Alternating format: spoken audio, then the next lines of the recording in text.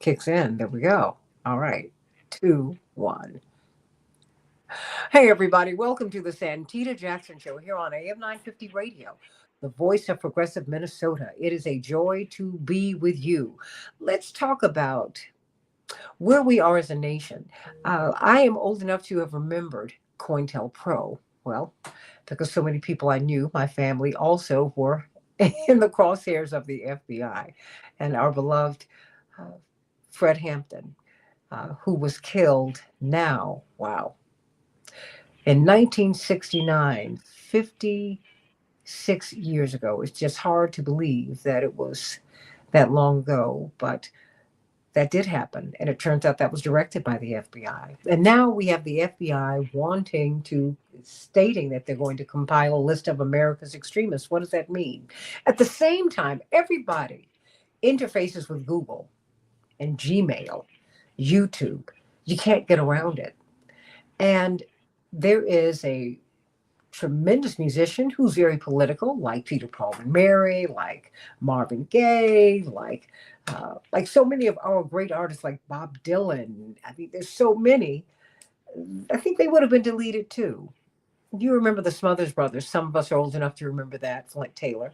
They were put off television, a very popular television show. I remember I used to watch it. Didn't quite know what I was watching, but I did enjoy them. But they were put off the air because of their stance on the Vietnam War. A very popular show. Then we saw, of course, the iconic Phil Donahue, who went to this nascent network called MSNBC. And he said, okay, I'll help you build it. You want to be progressive? Well, I'm a progressive. That's what I'm known for. He had their number one show. But because he opposed the Iraq War, he was taken off the air. This is a network that's trying to build. They removed their number one show off the air. So there's that. But can you imagine waking up one day and seeing all of your emails gone? Think about that. All of the content that you have created. Can you imagine that? You don't have to imagine it because it did happen. And we are so honored. Attorney G. Flint Taylor, who is with us today, of course, founding partner of the People's Law Center. And of course, he has a new book coming out. Of course, look, I'm so excited about this new book as you talked about torture. Now you're going to talk about the conviction machine. I mean, my goodness, this is just too much. I cannot wait to see this. Of course, in 2019, the torture machine, racism and police violence in Chicago, and coming out early next year, the conviction machine, prosecutors, politicians, and police violence in Chicago. But now we've got Jonah Valdez of The Intercept, this great online news organization that I have so enjoyed. He is talking to us about this reporting that he, of course, you and your partner have done this, and you've shown us how people are being deleted, Jonah Valdez. Help me to understand how that works. I cannot imagine all of the energy that you put into creating. And of course, getting my email, and I wake up one day and it's all gone. What's going on? Yeah, so I just want to say thank you for having me on this. And yeah, just definitely a pleasure to be in company with both you and as well as Attorney Flint Taylor. Really appreciate it. Thank you. Um, yeah, so I think it's best to focus on the individual that we wrote about and profiled, which just published on the Intercept this past weekend, and that's British journalist Robert Inlakesh. He's this independent journalist who has reported on Palestine, specifically the Israeli military occupation of the West Bank for the past decade. And in February 2024, basically without any warning, YouTube just deleted his entire account. And mind you, this is a journalist who, focuses, who uses visual content as the main medium for reporting. And so, as said at the top, all of his work is essentially erased. And this includes video captured of Israeli authorities demolishing Palestinian homes, Israeli police harassing Palestinian drivers, and probably most egregiously, Israeli soldiers shooting at Palestinian civilians and journalists during protests in front of illegal Israeli settlements. So this is, you know, you could see this as journalism. You could also see this as, you know, key components to accountability work. You know, the records of these things, you know, suddenly gone, have, you know, large repercussions. And so, at the time, they told him that he had violated community guidelines and didn't explain any further than that. Um, and, you know, he was confused by this and inquired further, this time with the help of a Google employee who was actually sympathetic to this. And he pressed further internally and Google responded with a completely different response. This time they said that, you know, his account had scam or spam-like content. Again, a strange thing to tell a journalist who has been, you know, working and reporting for more than a decade, including with, you know, reputable organizations that focus on the Middle East. And so, yeah, so he's just kind of sat with this, you know, deletion for the next year. And, you know, again, without explanation, this past July and August, they go on to delete his backup YouTube account and his Gmail account. Like you said, all his emails, his Google documents, his, you know, a book that he was working on just, you know, suddenly gone. And this time they say that he had, you know, been impersonating an individual, that the account was impersonating someone, and that it was some, you know, fraudulent behavior. So again, very confusing, conflicting, vague responses. And so fast forward to this past November, just last month, you know, we at The Intercept reported, me and my partner Nikita, we published a story about YouTube deleting, also without explanation, the accounts of three prominent Palestinian human rights organizations. And that was for, you know, in response to Donald Trump's sanctions against these organizations for their involvement in trying to hold Israeli officials um, to account for their alleged war crimes. And so Robert Inlakesh, this journalist, sees our report and says, "Hey, wait, my account was also deleted and my Gmail account. What's going on? You know, are they targeting me because of my pro-Palestinian stance, because of my reporting on alleged Israeli military abuse?" And so we reached out to him, and we also reach out to Google for an explanation on why they've deleted this journalist's YouTube account and Google accounts. And now Google comes back to us with a completely different response, completely different from any of the other explanations, community guidelines, spam and scam content, impersonating behavior. This time they claim that he was tied to an investigation, Google's investigation into an Iranian campaign, influence campaign, essentially accusing this journalist of being a foreign Iranian agent trying to influence information for the Iranian government. And so it's this, you know, very tangled web. I don't know if you're still bearing with me, but it's this tangled web of a lot of, you know, vague explanations, and partly because, you know, Google typically, you know, functions within this black box of accountability where, you know, they can make these decisions internally and give little explanation to their users.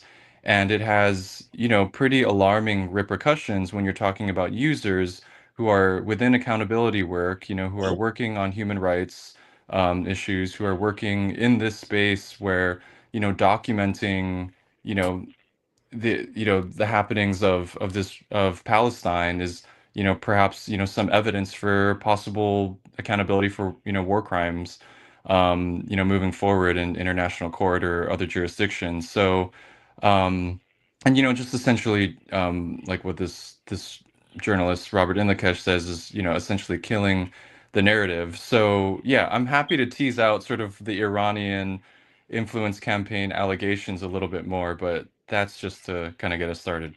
No, no, please do, because I think that, this is something, of course, that Attorney G. Flint Taylor has seen before, and he has fought it. And of course, Attorney Terry O'Neill, President Emeritus of the National Organization of Women, who is a civil rights lawyer. This is something that they have seen before. And we are looking at the FBI now stepping forward, and they are saying we are compiling a list of extremists. And one has to wonder about Google. Jonah Valdez, because number one, you can't talk to anyone. I mean, if you have an issue, you can only speak to somewhere in the abyss in cyberspace. Right. You don't know who these people are. They have tremendous power, and when you think of this journalist, I mean, because you're entrusting them with your information. So this begs the question: are they reading every email that we that we send? Are they reading the content that we put in our email? In our email. I mean, what is this? How did they decide to wipe out all before we get to this other issue? How did they decide just to wipe out all of his information? Yeah, unfortunately, it's unclear exactly the parameters and on how they came about this decision, but it's highly likely, and this is based on digital rights experts that we interviewed, it's highly likely that Google either flagged it with their internal AI systems, and I think that's another bit of this that's important, is Google and other tech companies like Meta, which controls Facebook and Instagram, they're increasingly relying on AI, artificial intelligence, to sort of flag content based on certain risk factors. And a lot of these risk factors are based on sanctions lists put together by either the US government, the Israeli government, primarily the US and Israeli governments, and other Western governments. And so, if you're within any region, for instance, in this case, in Palestine, that's within proximity to sanctioned groups like, say, Hamas, these AI systems will essentially overcompensate and flag content that may be following all of the community guidelines, but just because they may be reporting on Hamas or may be reporting on the Israeli government, in a critical way, or the U.S. government in a critical way, they could be flagged within these systems for a possible strike. And once you get three strikes in their system, they will and can and have deleted accounts. And in this case, could have been the case for Robert and Lakesh, the journalists we're talking about.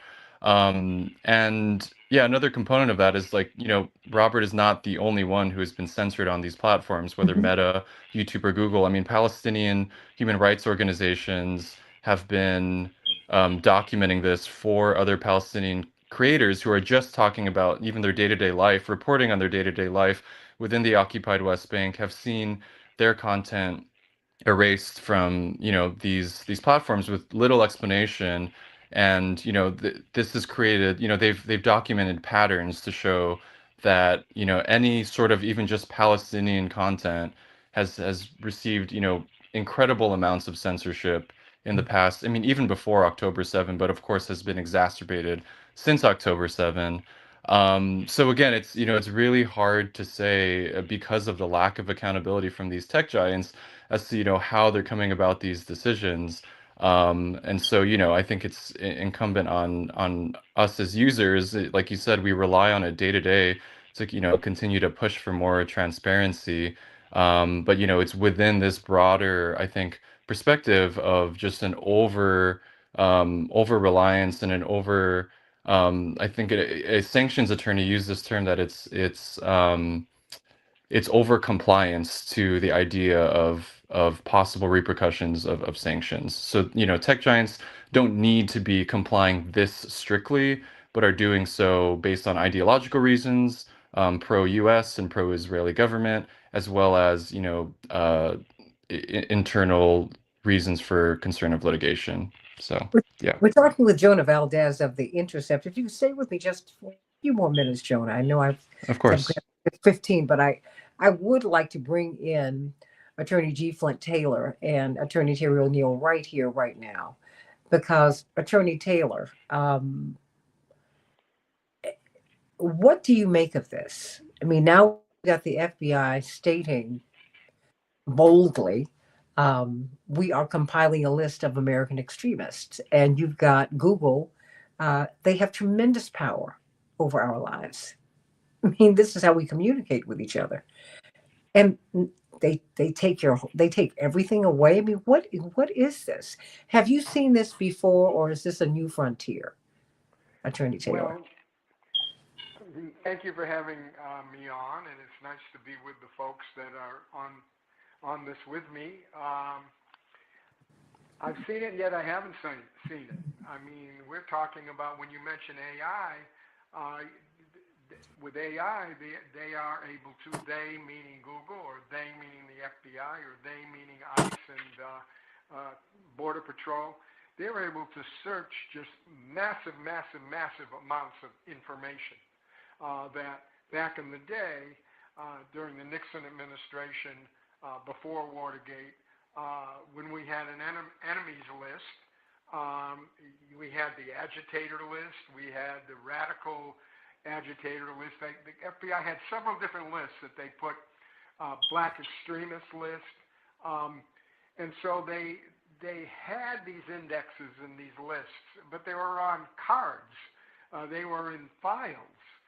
They were, and it certainly wasn't as sophisticated, even though it ended up totally overbreadth as well. You know, your father would be surveilled at the same time that Fred Hampton of the Black Panthers would be surveilled if they were in the same room together, although they had very different politics.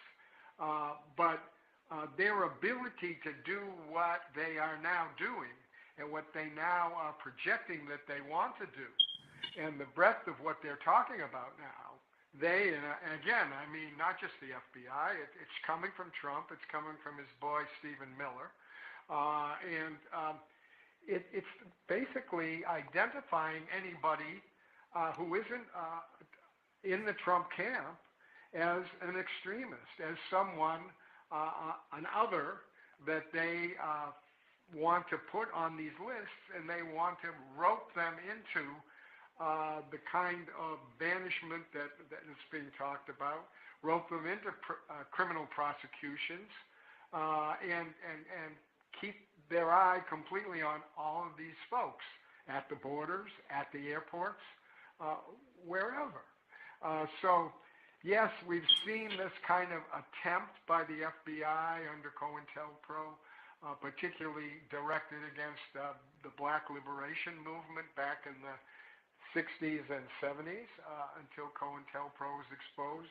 It's been kind of more underwater since then, but they've certainly been doing it on a less grandiose scale since then. But now, with the advent of Trump and his neo-fascist regime, now everyone pretty much ends up on that enemies list, and the intimidation and the cooperation that you get from big companies, these massive companies like Google and Meta, they're basically lining up with Trump and this neo-fascism.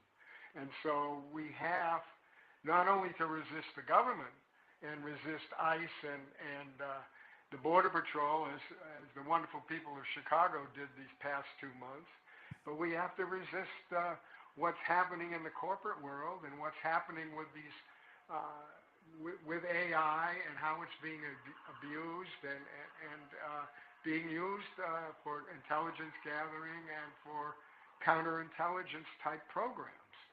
Well, when you see what they've done to this journalist, to his work, to his accounts, this kind of surveillance, it would be easy. It's not a stretch to say that we're all under this kind of surveillance now, Attorney Taylor. Would you not say?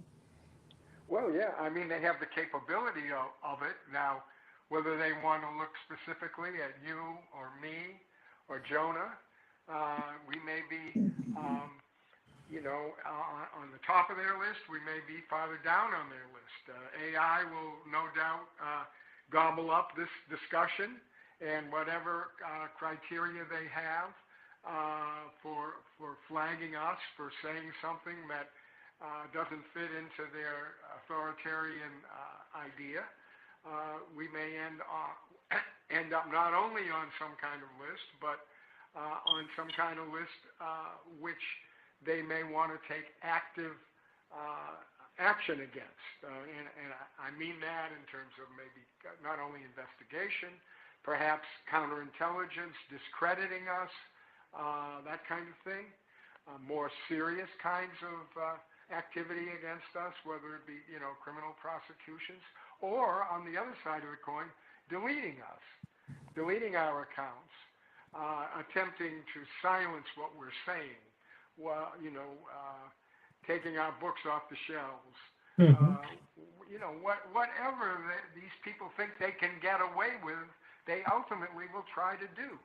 So again, it's up to us to not only expose this, but to devise ways to be able to resist against this encroaching authoritarianism. Attorney O'Neill. Oh, you're on mute. It's all right. The most brilliant ideas are there. Right. I'll The most mute common you. phrase in the English language since 2020, you're on mute. That's right. Um, so I think a couple of things. We've talked about fascism before being a system in which, among other things, there is very little daylight between government, military, police, and private enterprise. I mean, I think we need to remember that in this case, there is a lot of profit to be made from the FBI's spying lists or their surveillance lists. And here's what I mean by that. I live in Tennessee, which is where the headquarters of a company. It used to be called the uh, Corrections Corporation of America, scandal ridden, running these horrible camps that where people got sick and died. There was no health care available, and now they simply changed their name. They're now called Core Civic. They are creating new detention facilities. In order to make a profit, Core Civic has to fill those beds. Then beds need to be filled on a regular basis. Core Civic has decades of experience in going to state legislatures and advocating for the creation of new crimes so that their private profit prisons can be they can maintain a steady rate of people filling the beds in those prisons. This is for profit. There are also surveillance companies that do this work for profit. Nashville is right now the Metro Council is in the process of debating a proposal from our mayor, which would allow a private for-profit entity to begin surveilling downtown Nashville and a lot of the apartments of people who live in downtown Nashville, supposedly for our safety, but actually for profit. So I think, what is probably different between now and the 60s and 70s when COINTELPRO was, mounting this huge surveillance and against civil rights organizations and Black liberation organizations and others, and LGBT rights organizations and so forth. I think the profit motive was not as strong back then. But right now, what you have is kind of both a government interest in totalitarian control of the citizenry and an equal interest on the part of private enterprise for profit making off of that authoritarian government. So, it's really the worst of all possible worlds. Jonah, help me to understand. I mean, Attorney O'Neill is one of the, I guess, a centerpiece of her activism has been intersectionality. One thing, the head bone's connected to the neck bone, et cetera, et cetera. So everything is connected. I mean, I'm not making fun of you. Everything is connected. And I mean, you are looking at Iran, and help us to understand what else. I didn't What understand else that. is here? Help me to understand what else we're looking at here, Jonah. Yeah, I mean, In I case think, somebody wakes up tomorrow, yeah. and because now it makes me wonder, gee, um, should I pull everything down from Google? I mean, I just want to, I want to know, what's going on here. I mean, yeah, there's so many layers to this idea of surveillance when it comes to the pro-Palestinian space, right? I mean, at the start of the Trump administration, he signed a bunch of executive orders that essentially ramped up surveillance on this issue. And, the immigration authorities have been pretty clear that they are now starting to surveil people for alleged quote unquote anti-Semitic statements, which, as you and I know, has been weaponized to crack down on pro-Palestinian dissent or any criticisms of the Israeli government.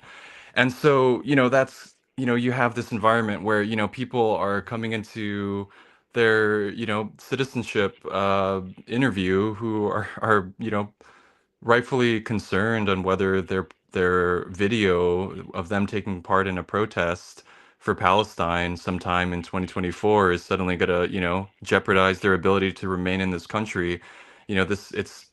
This is where we are. This is just kind of the status quo at this point. And I think to connect it though with this idea of profit from these big tech companies like Google, I think it's important to see what these tech companies are already doing in Palestine, in Gaza, to Palestinians, and using a lot of this software that, maybe hasn't been mobilized to its fullest extent here against US citizens, but have been against Palestinians in Gaza and the West Bank. And I'm referring to Google's Project Nimbus, which is essentially their cloud services and AI services being contracted for the Israeli government's use, and other AI systems that, companies like Palantir are experimenting on, essentially on Palestinians in Gaza.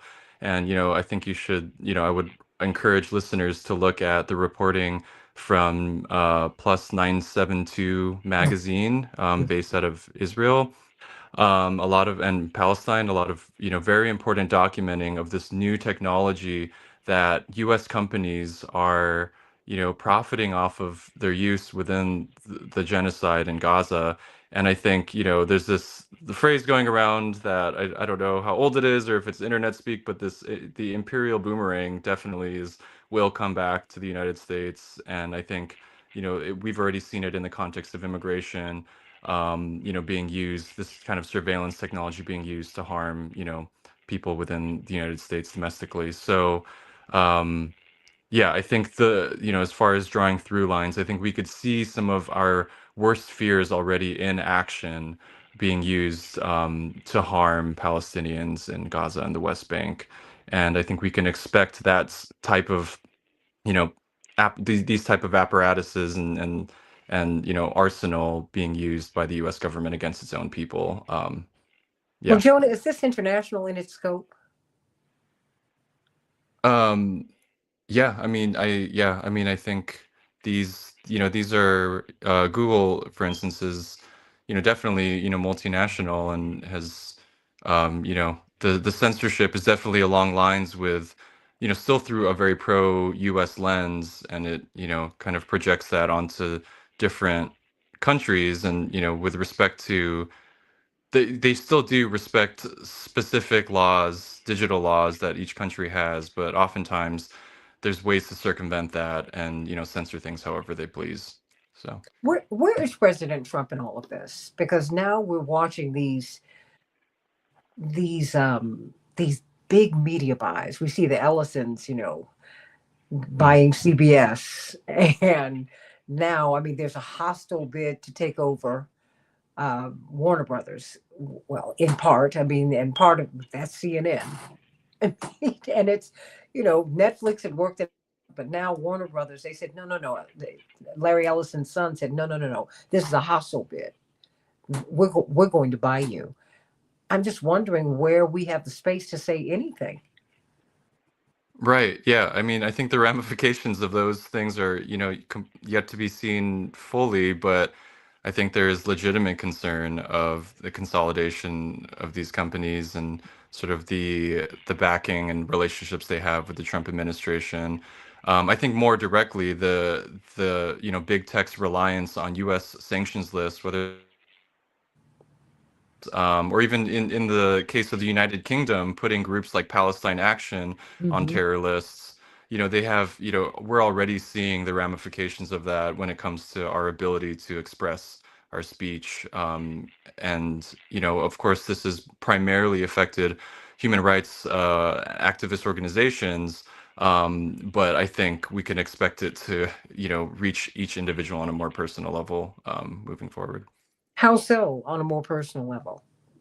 Well, I think, to the point I was making earlier, I mean, just any sort of political speech that you have, if it, falls under a criteria set by the Trump administration to be quote unquote, sort of terroristic language or whatever, Mhm. what have you, I think, people have, a fear of, being, yeah, met with repercussions for that. I mean, as spelled out Mhm. in executive actions. So,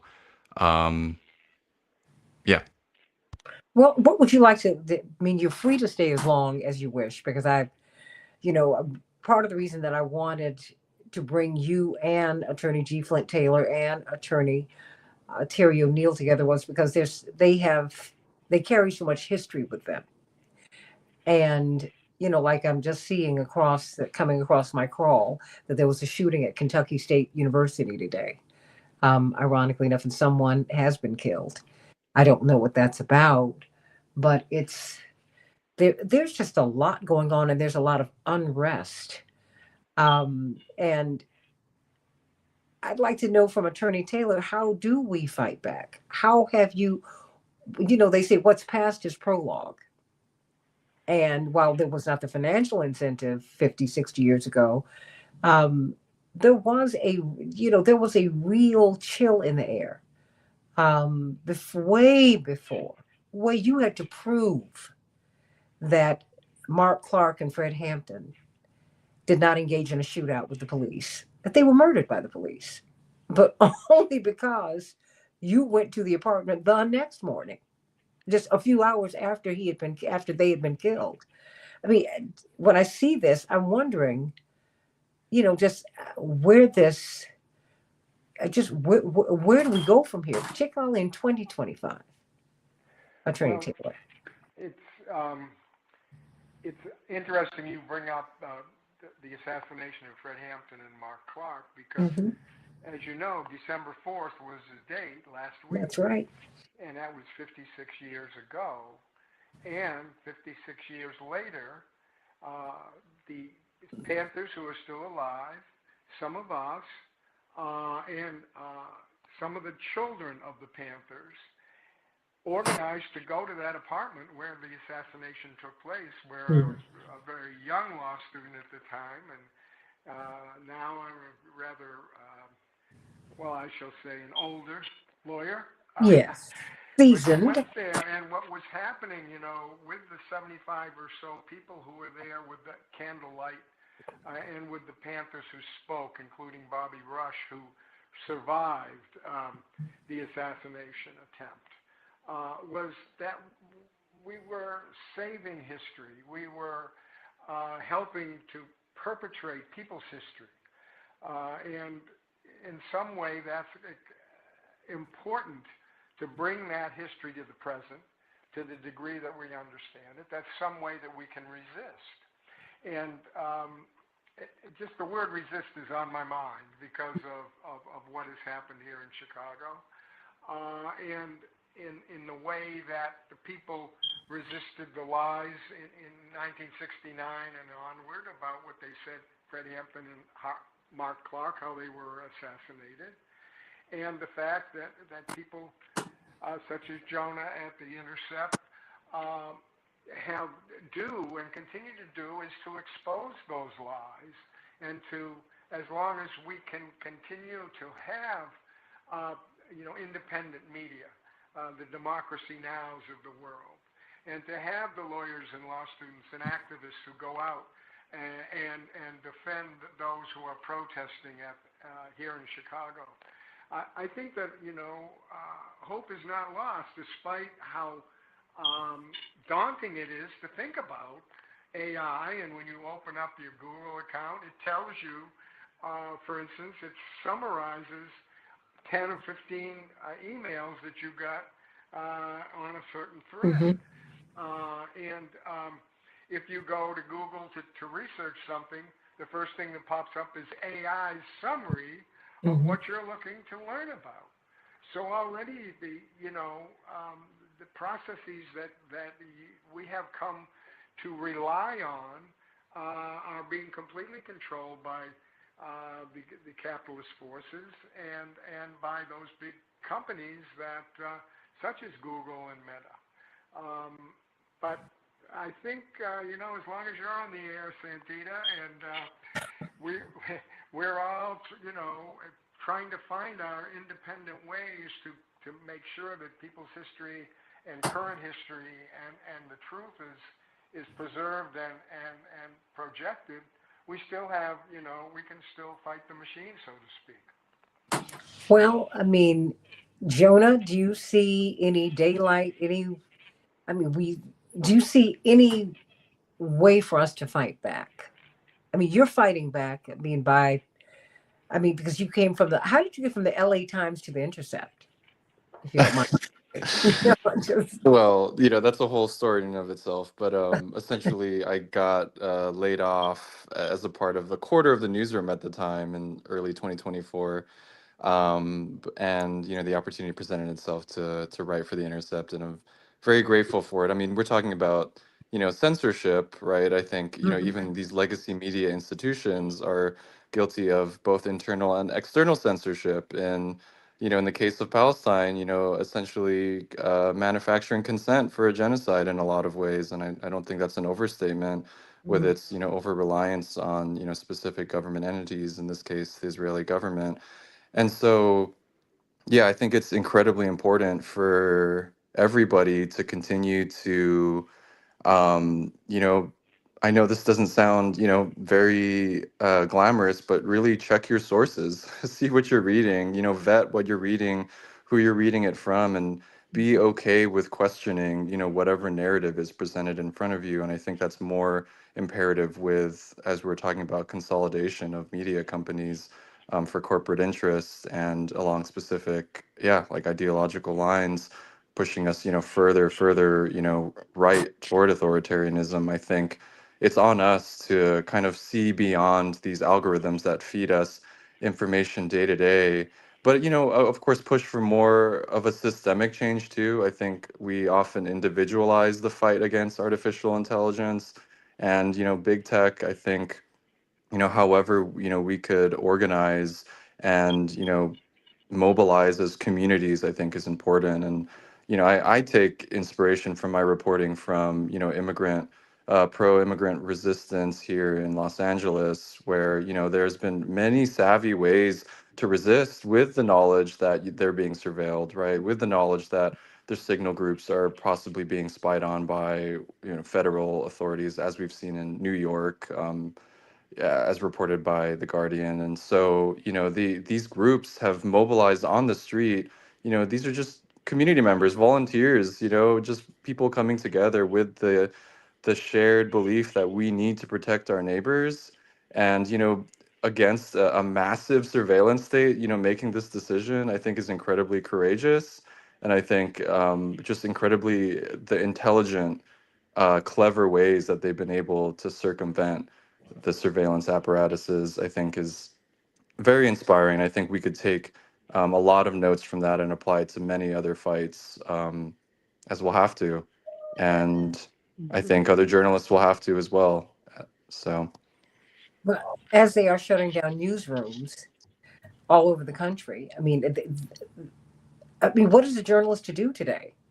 I mean, because it's when you look at, to me, this is a big story that someone had.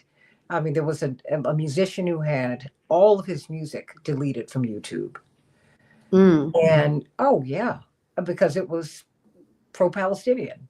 Now you see someone who has their Gmail, G. Flint Taylor, wiped out. Just, Yeah. and your content. Yeah. This is, Terry, this is just to be expected, but wow. I mean, I just can't imagine waking up one day and, because this is how you communicate. So how does one communicate? Now this man's been cut off. Cut off. I know I mean, some of us have taken to downloading content onto external hard drives to preserve it.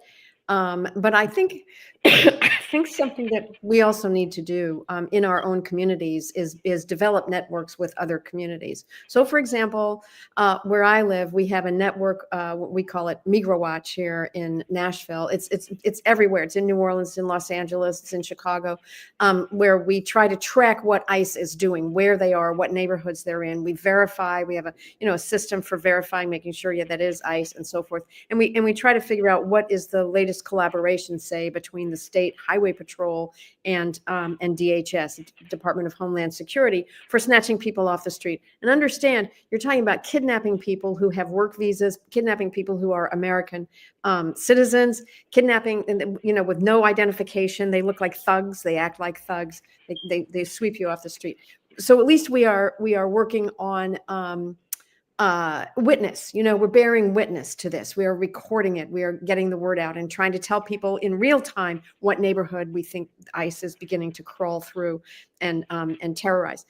The other thing that we're doing here at the local level is creating a network of faith communities, providing a mutual assistance for families that have been torn apart by ICE raids, and people who literally can't leave their homes because they could be the last adult in the house and could be snatched off the street, and then what happens to the children? So we have developed a network of mutual aid, making sure that the groceries and the supplies are continuing to be sent to all the families that are in distress throughout Nashville. So what I'm getting at is, I think we have to be much more thoughtful and intentional about how we use technology and how we don't use technology. It's not, we don't necessarily have to be best friends with a group of people on some social media that don't live in our community. Perhaps we should put a lot of effort into those community members who live here around us, where we can help each other, we can know each other, we can really vet one another, we can really create community. I will say that in an environment of what I always call white patriarchal capitalism, that's the intersectional piece, right? It's very racist, it's very misogynist, and it's very capitalist. And the one thing that they have tried to make us do is be individual consumers and individual workers without any real life outside of work and consumption. And we need to break that habit. And the way we do that is by creating communities with other people who live near us, and linking arms with actual humans, with one another, to understand that the tech bros are making a ton of money off of some bullshit social media that we really don't need. Well, I'm wondering, I know that the breakthrough has got to come, Attorney Taylor, and I'm going to pivot back to you, Jonah Valdez, in a hot second. But Attorney Taylor, when I was a child, the FBI had a very popular network show. I'm going back to all of these cultural landmarks, but there's a tie between the government and Hollywood. And I grew up in a household where the FBI sent a chill down your spine. Mm-hmm. Because we knew of their involvement. Certainly we had deep suspicions about their involvement in the killing of Fred Hampton, the killing of Reverend Dr. Martin Luther King, and it just did not stop, the surveillance and all of that. And I'm wondering if you see a similar turn that people will take. I mean, how do you think they're reacting now to the FBI coming back? And I mean, because, it seems like everything is upside down, because you saw, just because it was Trump going after him, you saw progressives trying to give cover to the former FBI director. I don't understand this, just given the history. I mean, and he's someone who got in the election that jammed Hillary Clinton, and I mean, wow, just I don't understand. Do you see us beginning to really make some sense of what is happening to us, Attorney Taylor? I mean, with the tech bros and with the censorship. I mean, because the attacks on the Palestinians, first of all, Jonah, before you were even born, you had a no talk policy. You could not mention Palestinians. You could not utter the name in public. You couldn't. I don't know how Reverend Jesse Jackson ran for president, make their security justice for them. I mean, a centerpiece of his campaign. I don't know how he did that, but that's what he did. But there was, even within the Democratic Party, after he had this groundbreaking run in 84 and then 88, you could whisper the P word. So, I mean, the vilification of the Palestinians is not new. And if that strikes me today, I've dealt with that too. But I mean, Attorney Taylor, will people take a turn, do you think? Well, I think they are, and I have to second what Terry's saying. In our communities, when ICE was coming around, that just people, your neighbors that you maybe didn't speak to or really know much about, were Mhm. out on the street corner with whistles along with you, and they were like, you know, you might have been walking their dogs, and the local coffee shop let people know that, hey, ICE just came through here, and people in the schools, all the teachers coming out, and the parents coming out in the morning and in the afternoon when the kids, so the kids could have a safe harbor in and out of their schools. So on a very grassroots level is what really has impressed me, I think, in terms of how people are resilient in terms of resisting what you know what really you can only categorize as encroaching fascism. So on that level, I'm encouraged. I'm also encouraged by young people that I speak to, and young people who are taking new and creative ways to deal with the information they're learning from their elders and what they're seeing on the streets and in their communities, and creating alternative forms of communication. I mean, obviously, places like the Intercept are examples, shining examples. But you know, everything from Blue Sky, which is an alternative to Twitter, Mhm. and I'm pretty technologically luddite, but I'm sure there are a lot of other things going on out there where people are learning to communicate underground, so to speak, and to get and as Terry said, to be able to get around some of this communication that we've fallen into, but don't necessarily need to use those modes of communication to blow a whistle, for example. And Yeah, so I think we have to keep our hope up and keep on trying to get the information out in whatever way we can, both past and current, in order to try to stop the monster, so to speak. Well, I think that's why, seeing, uh, I mean, what was your reaction in particular, Attorney Taylor, when you saw this announcement that the FBI was compiling a list of American extremists? Well, you know, it's to some degree, like they say, deja vu all over again. But I wasn't. Mhm. When I started to look into it a little more deeply, I saw that there was the 2025 version of the 1950s, the 1960s, the 1970s program, and so that means that while a lot of the concepts are the same, and a lot of the racism behind it, and a lot of the pro-capitalist thought. Oh boy, he just froze. Well, we're going to wait for him to come back. But Jonah Valdez, I have a few more minutes left here. I mean, what do you want us to know? Because I have to tell you, Attorney Terry O'Neill, I was so struck by this story because I said, and it was two stories that I came across at the same time. This Intercept story, I read the Intercept every day. It's hard to, I mean, you have to read through it every day because there's so many articles, and I download everything, Jonah, because Wow.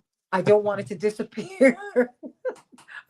I'm, I can't. I'm not gonna even turn my iPad around so you can see all of the papers. I literally have a closet full of stories, and I get them the first iteration. But what do you want us to know, Jonah? I mean, what are we supposed to do with this information? Because I think it's so important, Terry. Because you could, given what we all do, and I think that given the fact that more and more Americans are getting out there. I mean, at least 7 million Americans were at the No Kings rallies.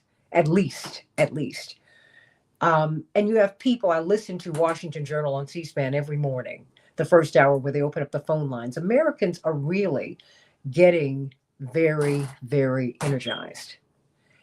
And to me, something like this puts everyone at risk, Jonah Valdez.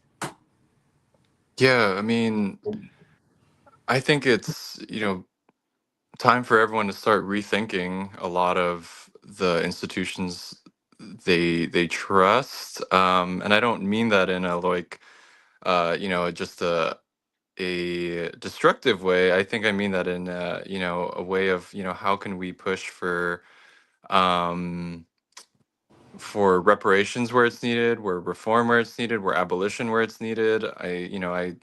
I'm not a thought leader in that specifically, but I've spoken to a lot of people who are doing that kind of work of, really seeking solutions outside of, beyond electoral politics, for instance, beyond the binary that, we're trapped in of the Democratic and the Republican Party, and, seeking, other routes beyond that. And, of course, we do have other, parties that already exist outside of them, but really I think finding again, like I was saying earlier, questioning these narratives, but also finding like-minded individuals, to Terry's point, and just being in community with people.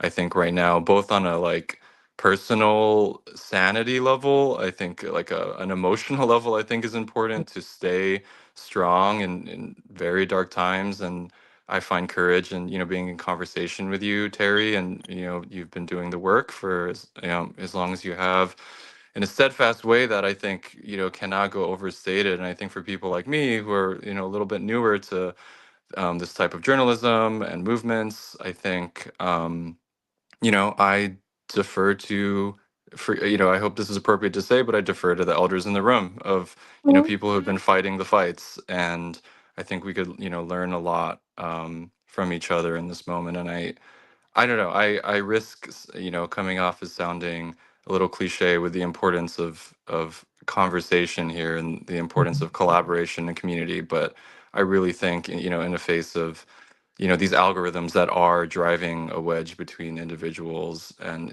sure, like it has, I think there's a lot of critical coverage of what that's doing to our individual mental health. But what is that doing as far as enabling our government to further its grip of power on our day-to-day lives, and just furthering American imperialism abroad as well. So Well, that's Jonah, what they say is, if you want to go fast, go by yourself. But if you want to go far, you've got to go together. I'm going to get closing thoughts from everybody here. Attorney Taylor is back. He was freezing, but that's all right. It's cold in Chicago today. It's cold. It's cold. It's cold. Attorney Taylor, what are your closing thoughts?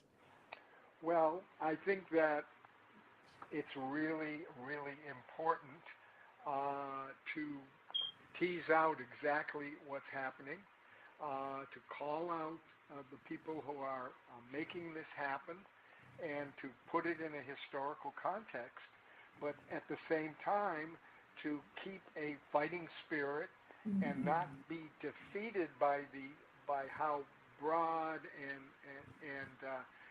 fascistic all of this is, and to continue to explore new and important ways to bring out the truth and to organize against what is happening, both in terms of what the government's doing and also what tech companies are doing in cooperation with them. Attorney Terry O'Neill, your closing thought.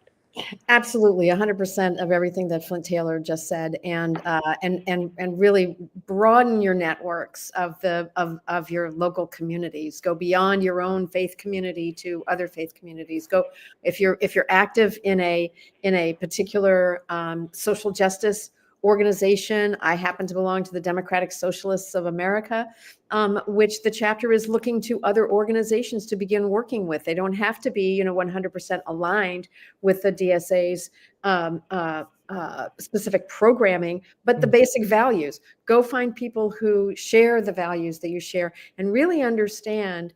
The other thing is to use the privilege you have. Everyone has a little bit of privilege. I have an enormous amount of privilege. You use that to make the kind of changes and to work under the leadership, and that's important for white people, under the leadership of people of color who are experiencing the brunt of the surveillance state that we are becoming, the authoritarian state that we're becoming. And we need to work as hard as we can under their leadership make a change. Also, and I think Jonah mentioned this. We cannot rely on the political parties, on the Democratic Party or the Republican Party, to fix this problem. We have to really work with each other and figure out the solution. Two wings, one bird. As you know, that's where I am on that. Jonah Valdez of The Intercept, your closing thought before we go. Just ditto everyone, and I want to reaffirm I think the importance of, coming together as community and of like-minded individuals. I love what you said, Terry, of just expanding your network and, learning from each other, but also, seeking organizations that are already doing the work. Likely that does exist, wherever you are. Look to wherever you are, and I'm sure you'll be surprised, positively surprised at, how other people are fighting already in your community. Well, and everyone, I want you to support The Intercept. Independent media is so important at this time. I did not read this in corporate media, and I read corporate media every day. But the stories like these get at The Intercept. And I just think it's important that we support them as they support us. I want you to get the book. That's right. The Torture Machine, Racism and Police Violence in Chicago. It came out several years ago. It is so important now. But his newest book will be The Conviction Machine, Prosecutors, Politicians, and Police Violence in Chicago. That is so important all the time. We need to make this a bestseller because these books make a lot of sense for us. And so, everyone, please continue to like and share this show. Like and share, like and share, like and share. I understand my algorithm has gotten tripped up, but somehow or another, you all have been passing the show along. And after a few weeks, we racked up a whole lot of views like 1 million views, 1.5 million views, 2 million of them. So I'm grateful. But I'm grateful for you because we want to have these conversations for you. We want them for you. And in this season, please be kind to people. You should do that all the time. But a lot of your neighbors might be struggling. They might be food insecure, if you will. They could be hungry. A lot of people are. A lot of people don't have what it is that they need to make it from day to day. And so if you made some soup like I did today, a huge pot of it, share some. Just in the spirit of sharing, because you don't know, that might be the only thing that someone has to hold on to today. And let's hold on to each other. This great American project will work if we work together. It works when we work it. It does not work when we do not work it. Yeah. We have left it to the oligarchs. Now let's take it back. That's all we need to do. That's all we need to do. Jonah Valdez, I know I was going to have you for 15 minutes. I'm glad you decided to stay. You've done such magnificent work. I'm going to have you come back on so you can tell us how you got from the LA Times to The Intercept. I'm game. I'm ready. Terry O'Neill, President Emeritus of the National Organization of Women, and, of course, Attorney G. Flint Taylor. So much of what we do, we stand on your shoulders and yours, Terry. And we don't mind being the elders in the room, Jonah Valdez. My father said, if you don't like birthdays, don't try missing one. How about that part? So, AM 950 Radio, everybody, the Santita Jackson Show. God bless you. Be blessed. Thank you. Bye. Thank you so